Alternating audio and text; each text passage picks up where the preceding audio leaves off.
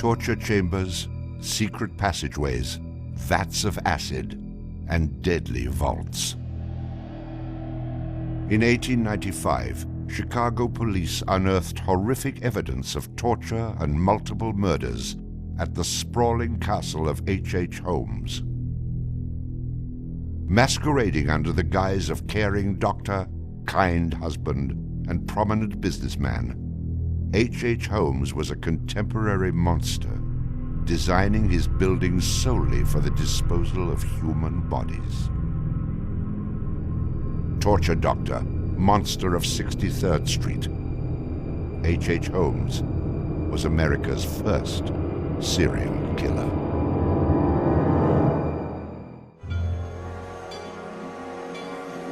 Just south of Chicago, the suburb of Englewood was thriving with commerce.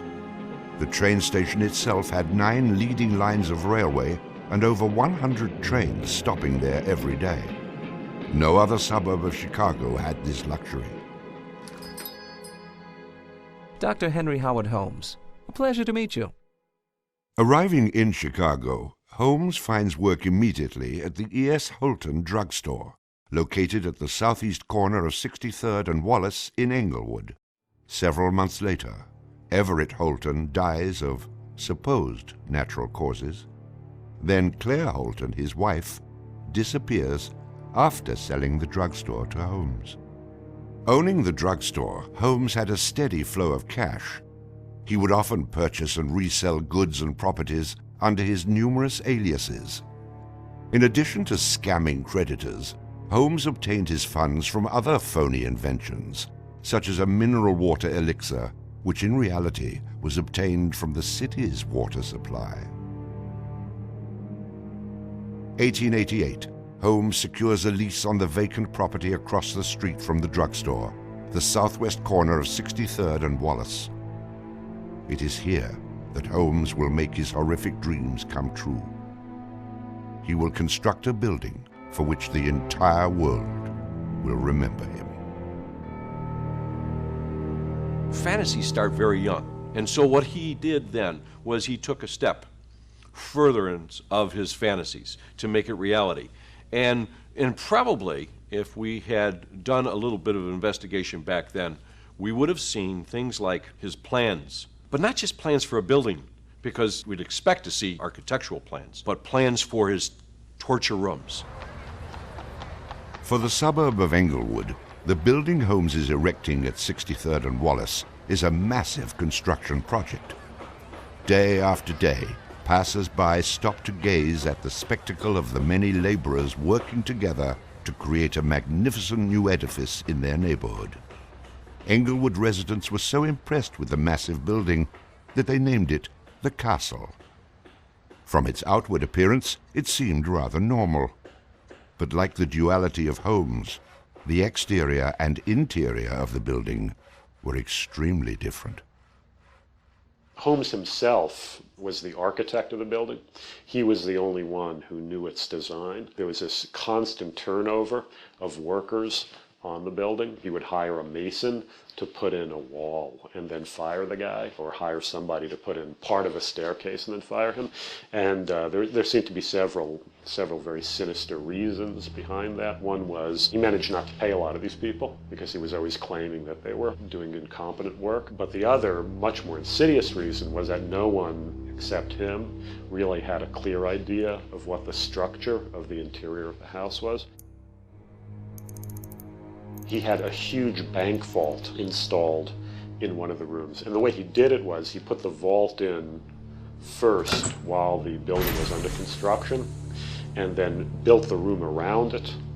And he bought this thing on credit and then refused to pay for it. The bank company said they were going to repossess the vault.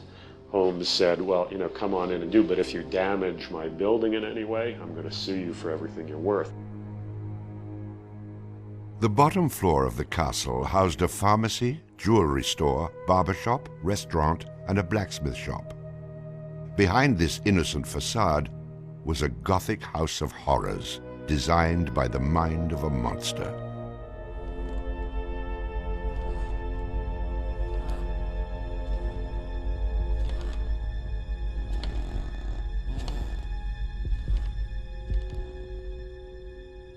The third floor seemed innocent enough, containing rented rooms, legitimate offices, and Holmes's own bedroom.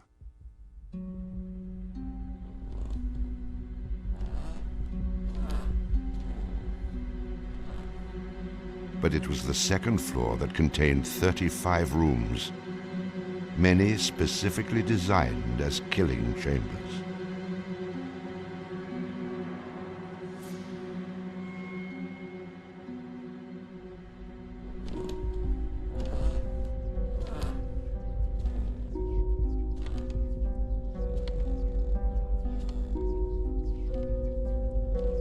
Disorienting unsuspecting victims, the labyrinthian construction contained numerous staircases and doorways that led nowhere.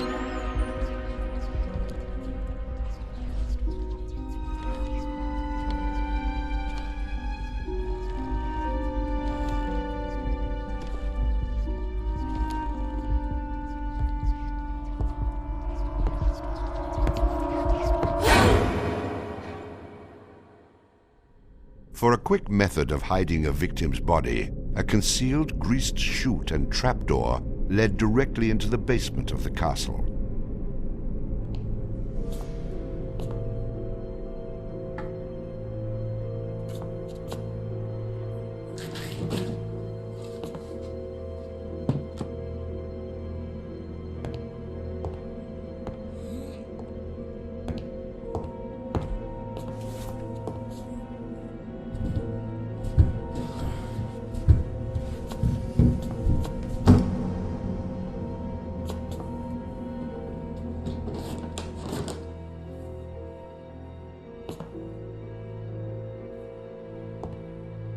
The basement held the most terrifying rooms, resembling a medieval torture dungeon. Acid vats, quicklime pits, and a crematorium disguised as a glass-bending furnace were Holmes's favorite methods of immediate body disposal.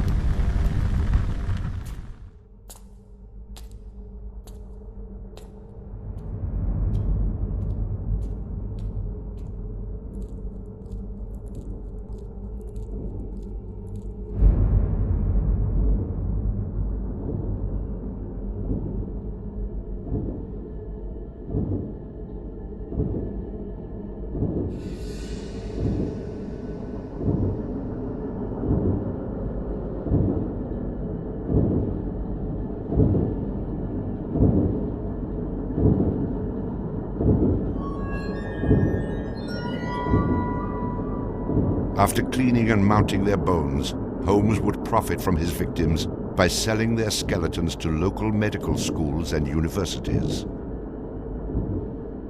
Holmes would make a killing in Chicago, financially and literally.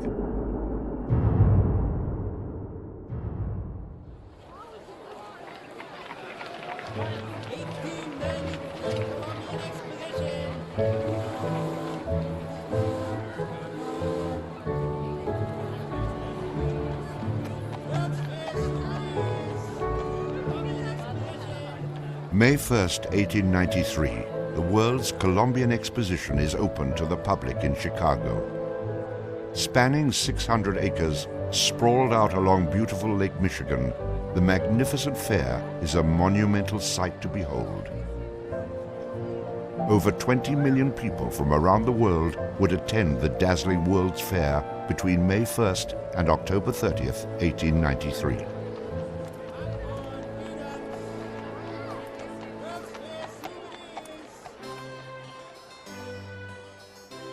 Holmes utilizes the World's Fair as the perfect opportunity to capitalize on his demented design of the castle.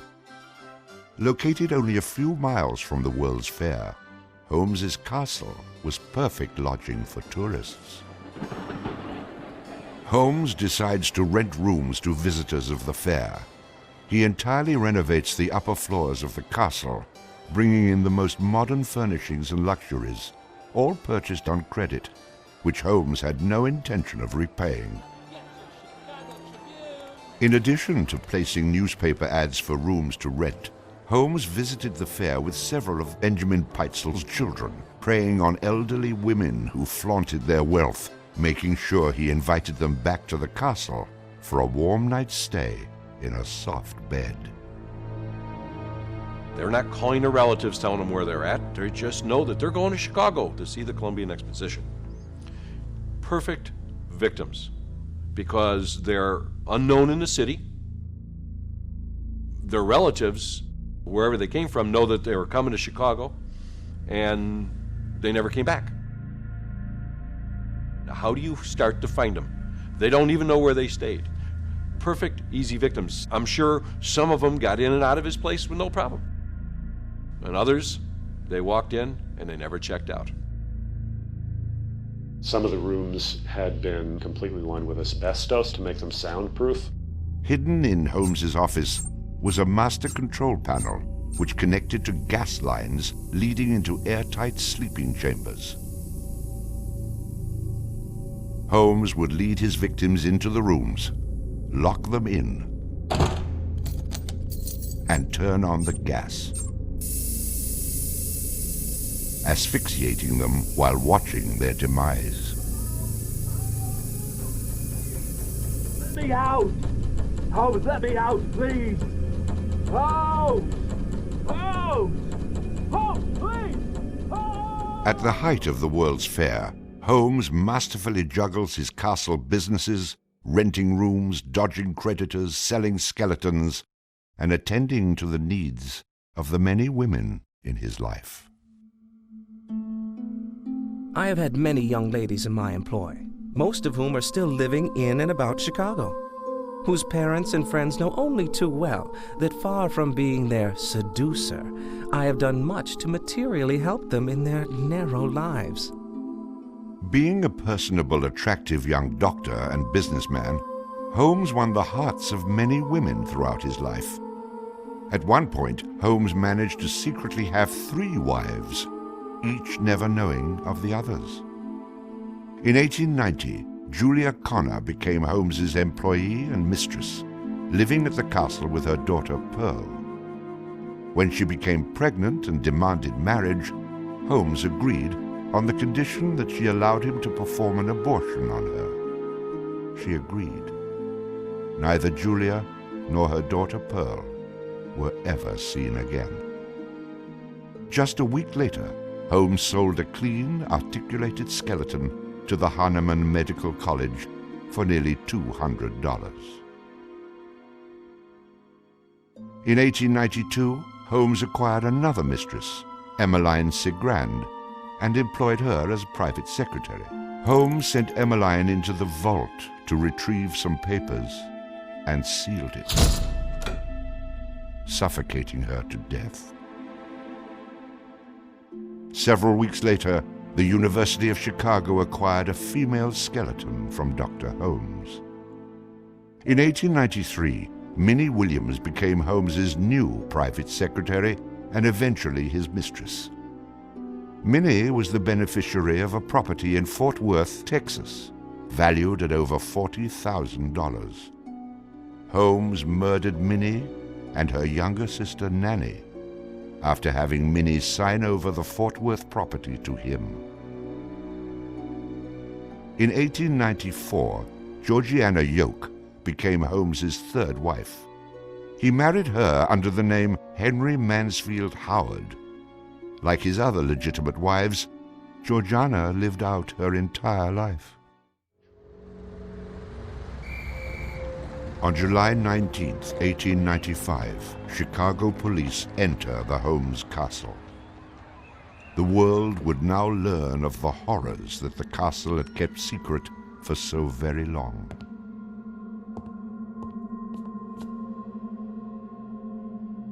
As disoriented detectives and police searched the upper floors of the castle, the true depths of Holmes's evil were waiting in the basement.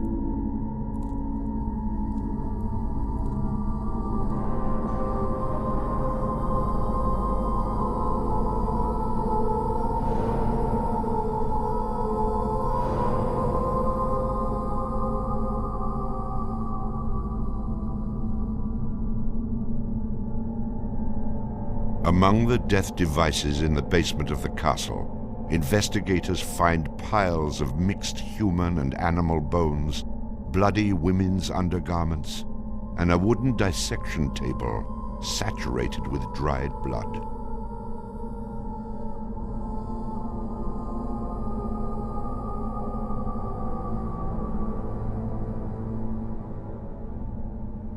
Chicago police were inundated with names of people reported missing from the World's Fair.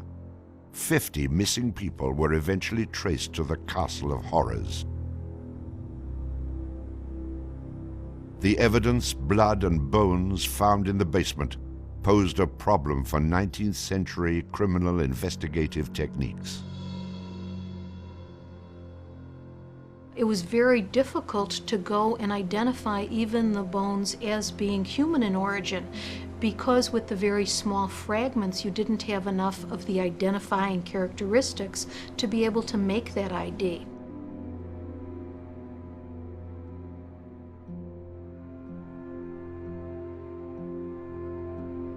The world is now calling Holmes the monster of 63rd Street, torture doctor, and the modern Bluebeard. Overnight, Holmes transforms from arch-swindler to arch-fiend. A Chicago journalist calls Holmes a multi-murderer. The Holmes case generated this incredible amount of national attention and really international attention. Really in his own time and in America, Holmes was much more notorious and more widely known than Jack the Ripper, who was a contemporary of his. Then as now, people were very, very fascinated to sort of visit the sites of these terrible crimes. And his castle became a kind of tourist site. And there were various people who were wanted to take it over and turn it into a kind of murder museum. And then just before some impresario was about to make it again into this tourist attraction, it burnt down. Somebody burnt it down. I mean, it could have been, who knows, some outraged citizen who didn't want this to become some very morbid tourist attraction.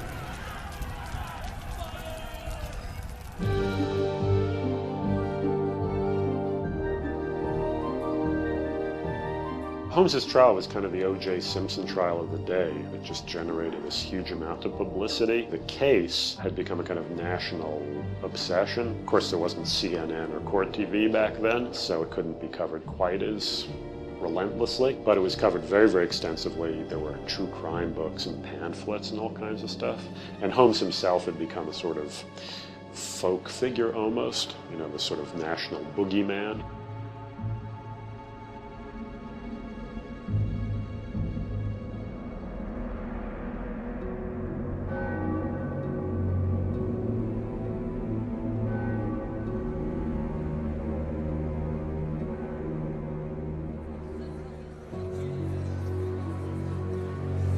The courtroom fills for the final verdict to be read. Holmes becomes extremely nervous when not one of the jury members looks at him.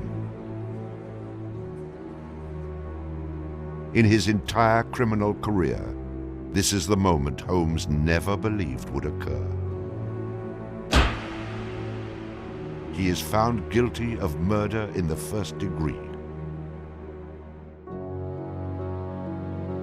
Herman Webster Mudgett, alias H.H. Holmes, would be hanged on May 7th, 1896.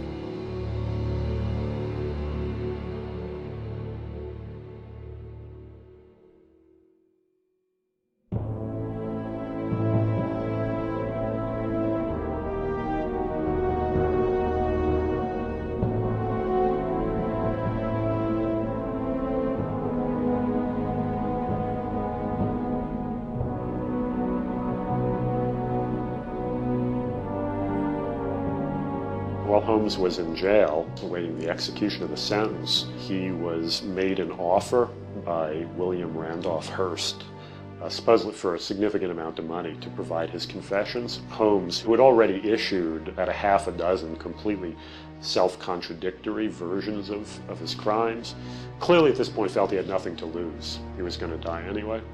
In this confession, he did a complete about-face and portrayed himself as the worst monster who ever lived. He just basically confessed to every crime anybody had ever suspected him of and threw in a few more for good measure. He's reliving the fantasies after the fact now. He's reliving the fantasies of things that he did.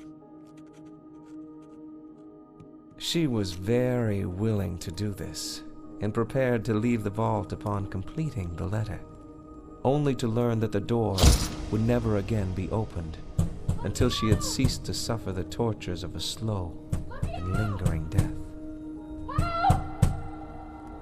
The partial excavation in the walls of this room found by the police was caused by Latimer's endeavoring to escape by tearing away the solid brick and mortar with his unaided fingers. I closed the door and turned on both the oil and steam to their full extent. In a short time, not even the bones of my victim remained. It was the footprint of Nanny Williams that was found upon the painted surface of the vault door, made during her violent struggles before death. Only one difficulty presented itself. It was necessary for me to kill him in such a manner that no struggle or movement of his body should occur. I overcame this difficulty by first binding him hand and foot, and having done this, I proceeded to burn him alive by saturating his clothing and his face with benzene and igniting it with a match.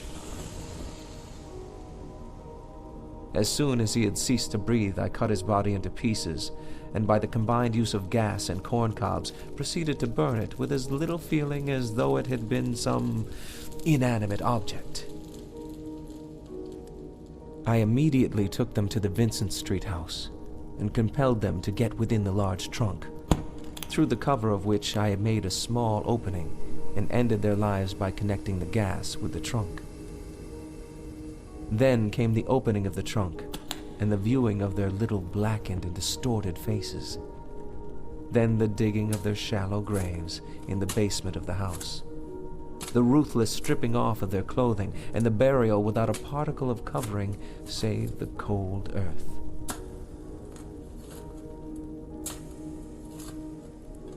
I am convinced that since my imprisonment, I have changed woefully and gruesomely from what I was formerly in feature and figure. My features are assuming a pronounced satanical cast. My head and face are gradually assuming an elongated shape. I believe fully that I am growing to resemble the devil.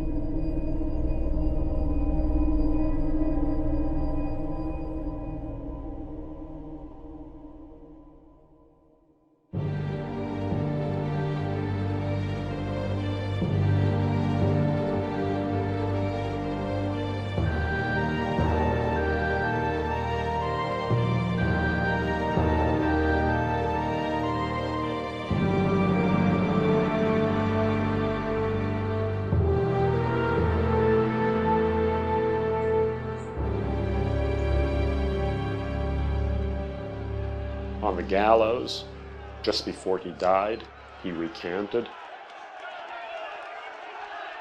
He claimed that the confession that he had published was a complete fabrication.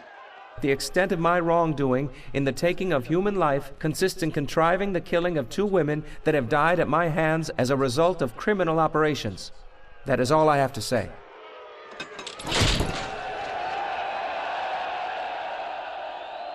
H. Holmes is hanged on Thursday, May 7th, 1896, just 9 days before his 35th birthday. At 10:25 a.m., he is pronounced dead.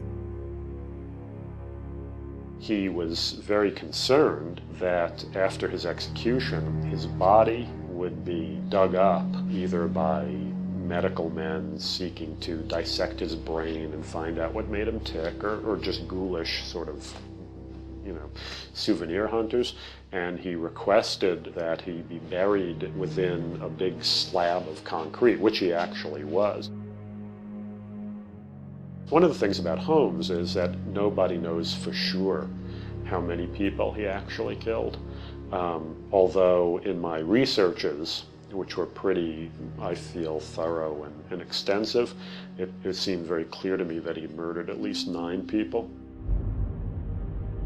There have been stories that he killed 50, 100, countless people, particularly in Chicago at the height of the World's Fair.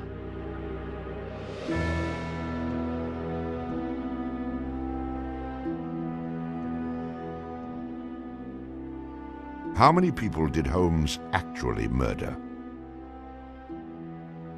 Most likely, no one will ever know. Holmes and the many other people that came in contact with him are long gone, having taken the answers with them to their graves.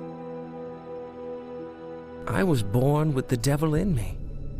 I could not help the fact that I was a murderer no more than the poet can help the inspiration to sing.